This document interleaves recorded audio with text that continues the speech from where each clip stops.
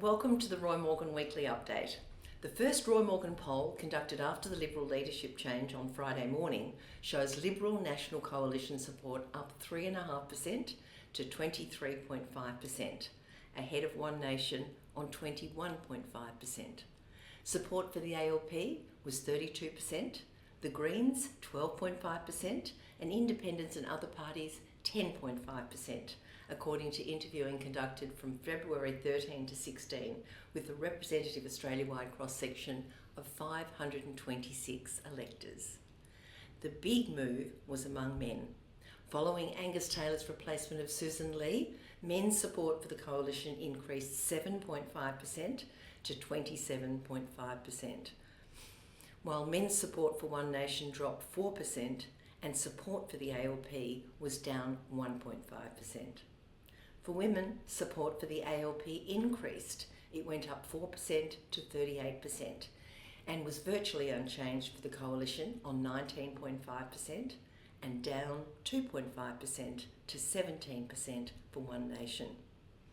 On a two-party preferred basis, the ALP is on 55% compared to the coalition on 45%. If a federal election were held now, the ALP would be easily returned to government. Men swung heavily to the coalition on a two-party preferred basis. They were up 8.5% to 52.5% compared to the ALP on 47.5%. And there was a small but opposite change for women, with the ALP up 1% to 62% compared to the LNP on 38%. However, Australians remain concerned about the country. A majority of electors, 55%, say the country's going in the wrong direction. Only 33% say the country is going in the right direction. This means the Roy Morgan government confidence rating is now 78, more than 20 points below the neutral level of 100. And consumer confidence, ANZ Roy Morgan consumer confidence was virtually unchanged this week at 77.1, up 0.2 points from a week ago. Concerningly though, the ANZ Roy Morgan inflation expectations increased, up 0.5% to 5.5%, reversing last week's fall.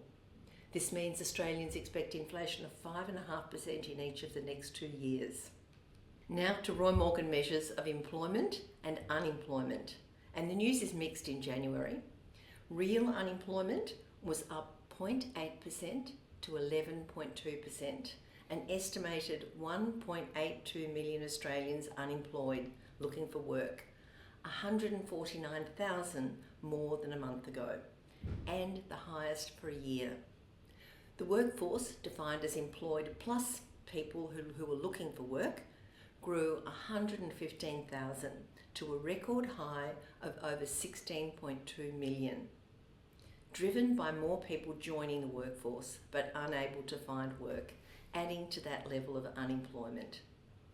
The regular employment trends were observed in January, with full-time employment rising in the new year, up 173,000 to more than 9.3 million, and part-time employment falling, 206,000 down to under 5.1 million, following the holiday retail period towards the end of the previous year. Overall though, this led to a decline in employment in January, down 34,000 to under 14.4 million. So employment has now fallen in January in 4 of the last 5 years following the pandemic. There was good news with a fall in underemployment, the number of people wanting to work more hours. That dropped 111,000 to under 1.68 million. So these movements meant total unemployment and underemployment, or workforce underutilisation, was unchanged at 21.5% of the workforce, an estimated 3.49 million people. The estimates for January continue a long run of high figures, with more than 3 million Australians now unemployed or underemployed for a 14th straight month. Now, the latest Roy Morgan Young Australian survey shows YouTube viewing is near universal among 6 to 13 year olds, with 89% of this age group, an estimated 2.5 million of them, watching YouTube. The leading YouTube video category is gaming, watched by 53% of YouTube viewers in this age group. An estimated 1.33 million children. And gaming is ahead of the 930,000 watching the animation category, 900,000 watching comedy, and 850,000 watching animals and music categories. Boys are the primary drivers of the gaming category, 67% of YouTube watching boys, compared to 39% of girls. Boys are also far more likely to watch the sports category, 36% to 17% of girls. In contrast, girls show a strong preference over boys for categories including animals, 44% compared to 25% of boys, music, 41% to just 27% of boys, fashion, 31% to just 5% of boys, and unboxing, 31% to 18%. Video categories with fairly even gender splits include animation, comedy, challenges, and educational. Among 10 to 13 year olds, those who watch YouTube are more likely than those who don't to agree with the following attitudes.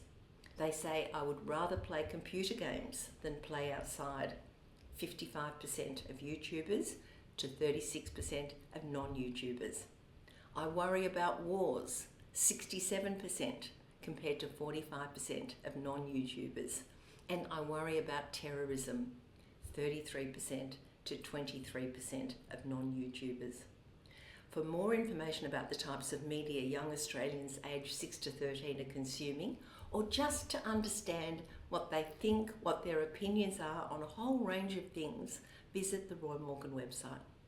Looking forward to next week, I'll be back to bring you the latest data for consumer confidence, inflation expectations, the latest readership results, and state voting intentions in Victoria and New South Wales.